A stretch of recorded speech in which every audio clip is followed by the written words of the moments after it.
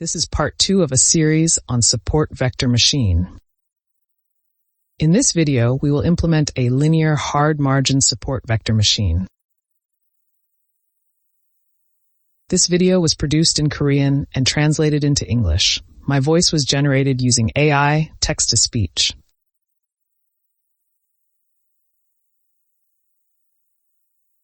In the last video, we looked at the basic algorithm for linear hard margin SVM. We also looked at the Lagrange primal and dual function for SVM optimization problem.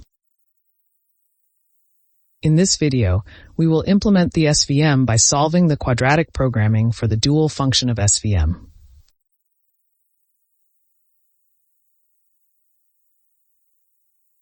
First, let's implement the SVM by hand through a simple example. If we have a lot of data, we can't solve it by hand. But let's solve a very simple problem by hand to better understand how the SVM works. There are 3 training data points as shown below. The class of red data points is +1, and the class of blue data point is -1. As seen in the previous video, the Lagrange dual function of SVM is as follows. In step 1, we find the lambda that maximizes this function. Since we have 3 training data points, we also have 3 lambdas. N is the number of the training data points. The first term is the sum of lambdas. It is lambda1 plus lambda2 plus lambda3. And let's break down the sigma notation of the second term into its individual terms. Then it becomes as follows. Let's calculate the first term. First, we have lambda1 squared, and the y of the first data point is +1, so y1 squared is 1. And if you calculate x1.x1, you get 10 like this. So the first term is 10 times lambda1 squared. If you calculate all remaining terms in the same way, you can get the following results. This equation can be summarized as follows. As we saw in the previous video, differentiating the Lagrange primal function with respect to b gives us the following equation.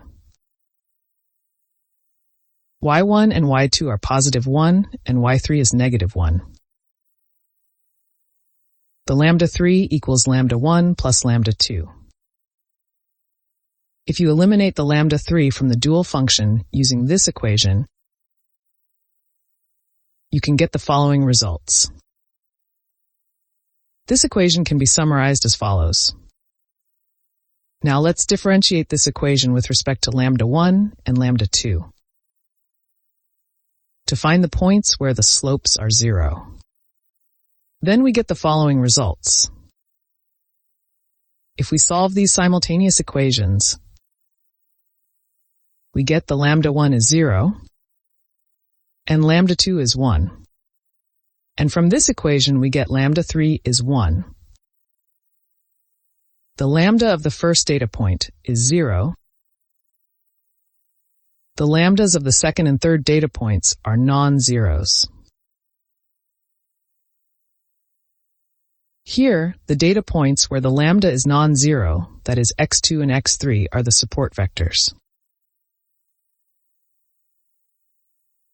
Then x2 and x3 will be on the positive and negative boundaries, like this. If there is a data point here, the lambda of this data point will be 0.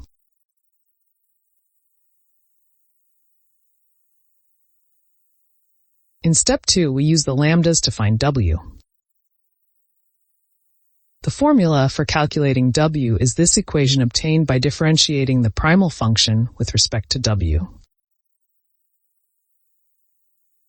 This is the equation created in the last video, If we enter the lambda y and x into this equation, w becomes 1, 1. This is the normal vector to the decision boundary. In step 3, we use w and the support vectors to find the intercept b. All support vectors satisfy this equation. This is also what we looked at in the last video. The support vectors are the data points x2 and x3. First, let's enter the second data point, x2, into this equation.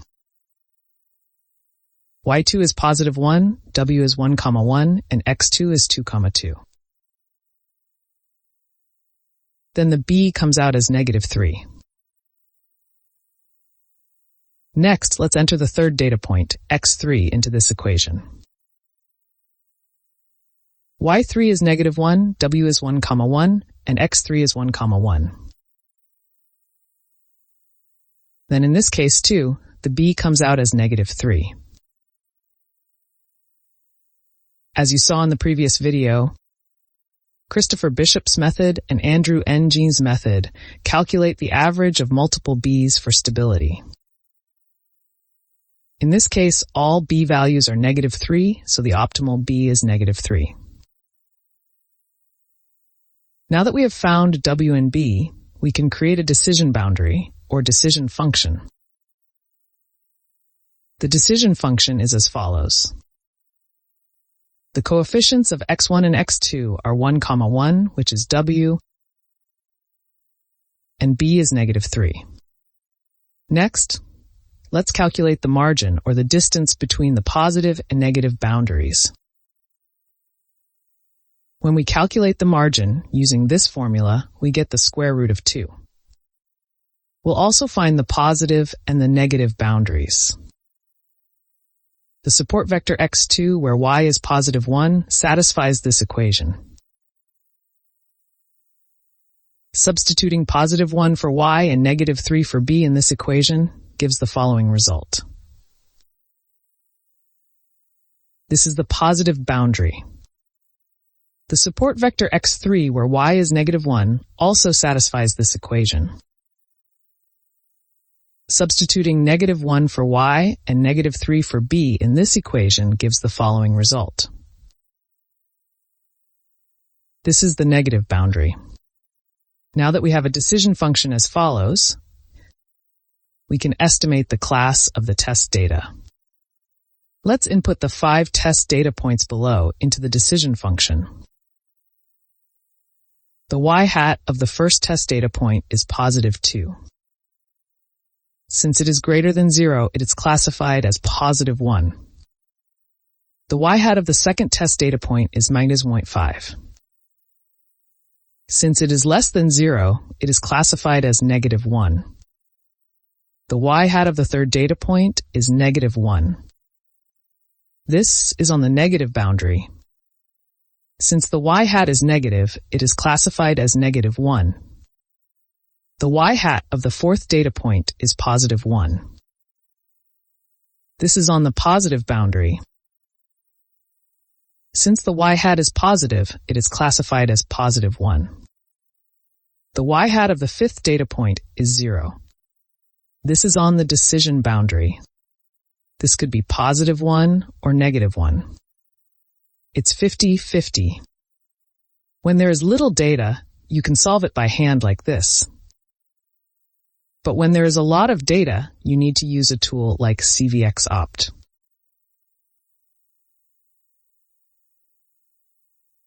This time we will implement SVM by solving the optimization problem of the Lagrange dual function using the CVXopt library. CVXopt requires converting the dual function of SVM to the standard form of QP. Let's define this part as matrix Hij. Then the matrix H can be written like this.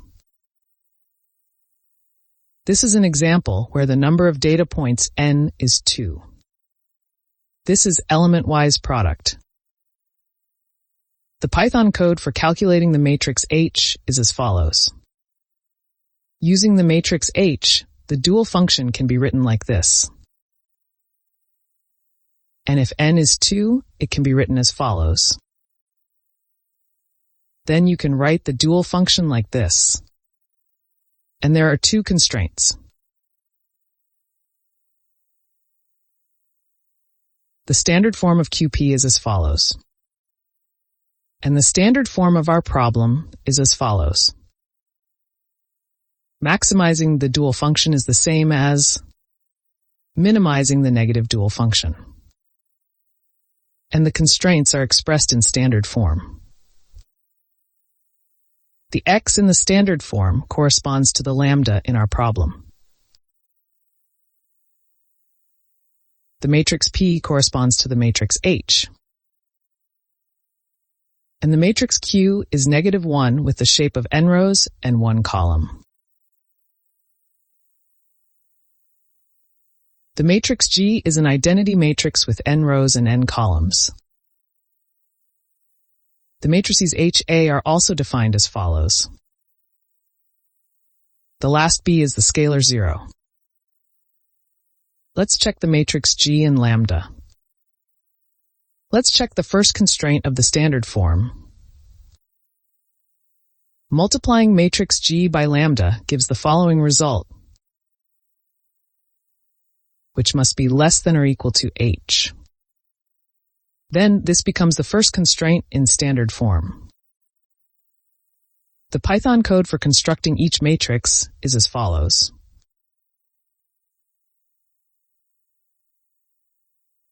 Now we can use the CVXopt library to find the lambdas that are the solution to this optimization problem. We used the CVXopt library a lot in the previous topic, the Convex Optimization video. This example uses only 3 training data points. We will cover cases where there's a lot of data in a later video. And in this example, we will use CVXopt to solve the problem that was previously solved by hand. The training data points look like this. There are a total of 3 data points. The class of red data points is +1. And the class of blue data point is -1. Let's find the decision boundary and the positive and negative boundaries for this data. Construct the matrices defined on the previous page as follows. Then input these matrices into the solver's QP function and run it. The optimal solution, the lambdas, can be obtained like this. And use this formula to find W. Next, find the support vectors to use when finding B. The data points with lambda values greater than 0 are support vectors. Find the support vectors X and the corresponding Y. Let's calculate B using this formula, Christopher Bishop's method seen in the previous video.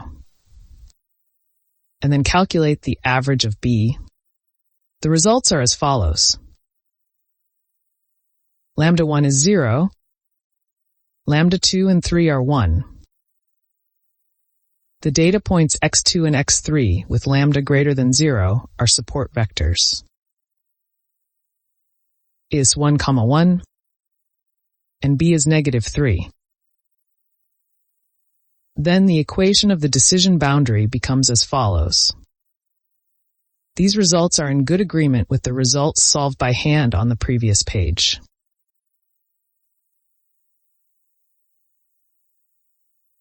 Next, let's visually check the data. We will also visually check the decision boundary and the positive and negative boundaries. Finally, let's visualize the support vectors. The results are as follows. The magnitude of the margin is 1.414, or the square root of 2. The decision boundary, the positive boundary, and the negative boundaries look like this. And this data point and this data point are support vectors.